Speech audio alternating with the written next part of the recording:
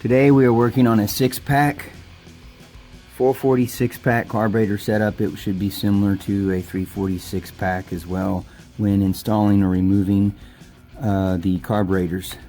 You want to first, when taking the carburetors off, you will want to take the rear carburetor off first, then go to the center, then the front. When installing, you will do the reverse. When installing, you put the front carburetor on, the center, and then the rear carburetor on after that. So let's get started. We got to take these carburetors off and put another set on. Going to work on that right now. Unhook the vacuum. I've already kind of loosened some things up. Pull the vacuum lines off for the outboard carburetors. Vacuum line here. Already done that. Get those out. Loosen up some of these fuel lines. You also want to use a fuel line wrench, which I've already loosen these up a little bit, so it's ready to go. There we go. And this carburetor might be ready to come off already. There goes the rear carburetor. We got the first one off so far. If you've noticed, these outboard carburetors have been unhooked already. I did take off the back carburetor, but I did also, before doing that, of course, unhook these outboard carburetors. Next, when you take off this center carburetor, you're going to need to take off all this linkage. So you have like a little pin right here, holds that in. Put that aside. Remove this, pull this back. Then you need to get your springs back, pull those back very slowly. Just careful with it. Okay, and there. Now you've got the linkage here removed, so that you're ready to go and unbolt the carburetors on the other side as well, for it to get and then also take out the fuel line to take off the center carburetor.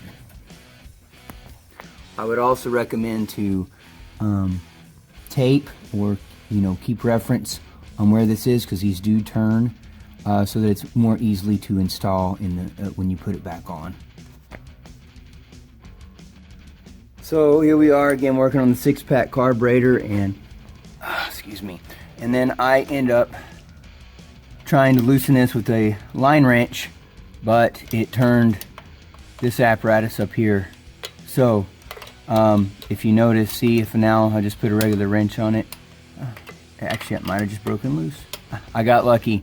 It just broken loose right there. I just barely did that. But when that turns, if you're having a hard time and you can't get this to turn loose because they're so tightly connected, then I take the bolts out, go ahead and take off the carburetor. You want to basically loosen it here.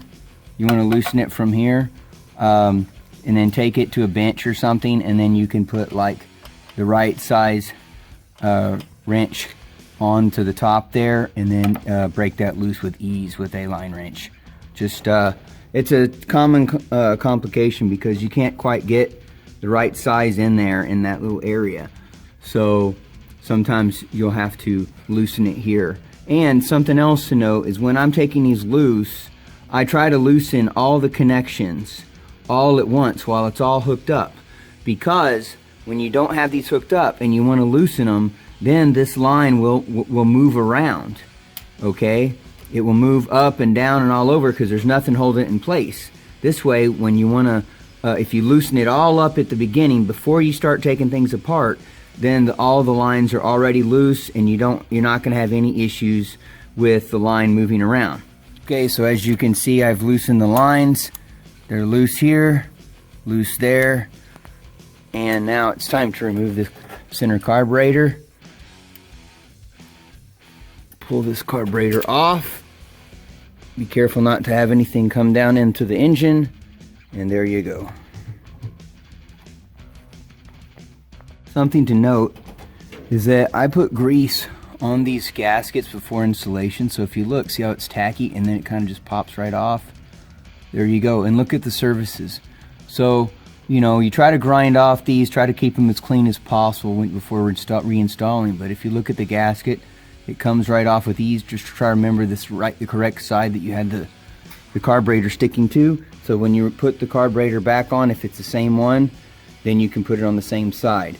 Otherwise, I recommend if you're putting another set of carburetors on, I would recommend to put another gasket seal, but then also put some grease on it before installation, so if you have to take it off for any reason thereafter, it should come off with ease and not cause a problem.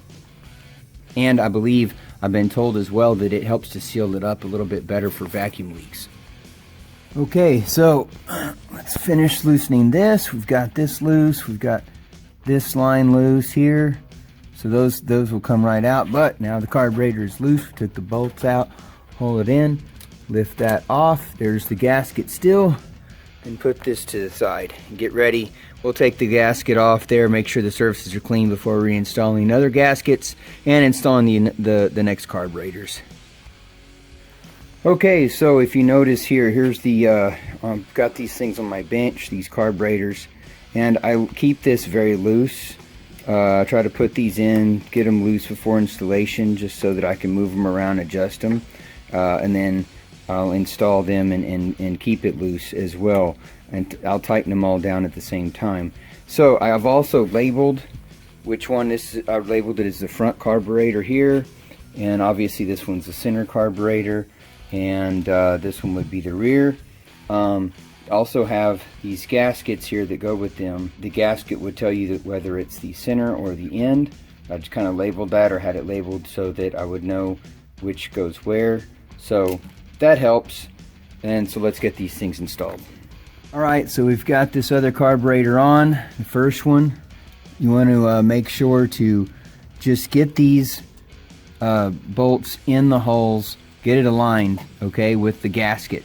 Then you can sit here and see how this is still loose. You can align this. It makes it more easily to align this right here with this line, and then just start it in.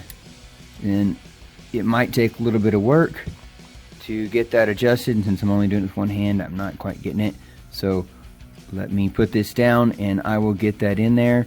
But that's what you need to do for each carburetor, is just kind of get them in the holes, get these things, keep them loose so that it'll easily align with these, and then it should turn in to each of these fittings. Okay, this is real important. Make sure to put all the linkage back correctly. You know, it looks like we're missing a washer here, but this will work the way, I mean, it's supposed to be like a little washer and a clip, I believe, right here. And then make sure to put that little clip back in to hold your accelerator. And now you've got that side. Now, something else to note is on these fittings where the fuel line goes in, before you put it on, I recommend tightening these before you put the carburetors on. Obviously you can get to the front one, but the center and the rear you cannot get to. So snug them up, don't over tighten them or you'll strip it out and that'll cause a huge problem. Then also as well, when you put these bolts in to hold these carburetors, if you're using an aluminum intake, let me tell you, you can strip those out as well. Obviously a steel intake, and you may use studs or whatnot, and those will be more sturdy, but still you can still strip things out. Aluminum intake, you're going to snug it up pretty good, but you're not going to tighten it too much. If you tighten it too much, you will strip it out. So keep those in mind. Again, I put everything loose, so you can tell here I can actually move this. Now, you know, I can come back with an open, a normal wrench, which is not a line wrench, until I just get it snug, and then I'll tighten it with the line wrench. Next, I'm putting on the back carburetor. Okay, we've got the carburetor on there. What I do though, on the rear carburetor especially, is I will keep this loose and install this with the carburetor, the fuel line.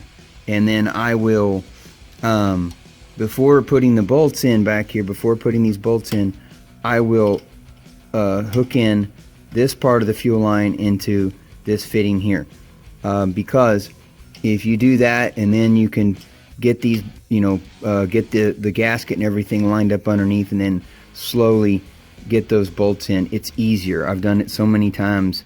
It's, for me at least, it's more difficult to put the line in after I've already put these in. So every time I put any of these carburetors in, this line was always attached to the carburetor. It was loose, but it was always attached, and then it made it so much easier to just, you know, find it and attach it down here just to get it started. And normally I would try to get, you know, maybe one bolts in there, or two just loose, so that I could move the carburetor up and down to get enough adjustment to make it easy to fit in there. So now we've got all these here. I've tightened down the rear carburetor. Now we need to tighten these. So I'm going to snug these lines. See how it's easy to turn? I'm going to snug these lines with this wrench, and then I'm going to come back with my other 1/2 line wrench and snug them down permanently to keep from anything leaking. Then we will go to the other side and hook up the, I'll also have to put in the vacuum lines on this side, and then also hook up the linkage for the outboard carburetors. Okay, adjusting these outboard carburetor settings. We've got this. I went ahead and clipped this in. It's to the best of my, what it was kind of at already. The rod was kind of out. So it might need some adjustment, but what we do is see if I can adjust it out on this side. So here's the rod here. I've got it right here. Put it in. Notice it's hitting right here. Well, what I'm doing as well is I'm pulling on this. I'm pulling, trying to make sure that this does not, because you don't want it to go forward. See how it went forward there? You don't want any slack, because then that can draw fuel into the system and cause you to have a high idle. So I pull away. I'm pulling as I'm trying to make this adjustment. Now, not a hard pull, just a light pull, and I can see, okay, this is too much. Well, then I'll turn it in. Let's turn it over one more. See, oh, look at that. It's close, it's closer, and it actually goes in. So, right there, that might be my fitting. Now I can also go back again and adjust it one more time to see if that fits any better. But if you notice here, now it's hitting here and it kind of pulls it just slightly in. You don't want that. You want it to be pushed back where it's closed. So this will probably be the best adjustment right there. So at my full extension with pressure, it's keeping pressure also on this one to keep it so that it is not open. Okay? That's how you adjust it. Then you put the clip on there, and that's your setting there. I hope you enjoyed my video regarding the 446-pack carburetor setup, removing it, installing it. It can be difficult. I've had my own struggles. Thank God, thank you Jesus for helping me through those struggles on those 6-pack carburetors. They're honestly, to me, they're more difficult than the two 4-barrel setup on a 426 Hemi. But come visit my page, my webpage at PlymouthCuda.com. Love to have you there. And also follow me on YouTube. I'm trying to put up some, get more YouTube videos going, but hope to see you again. And keep moparing and maybe see you at a show sometime. All right, take care.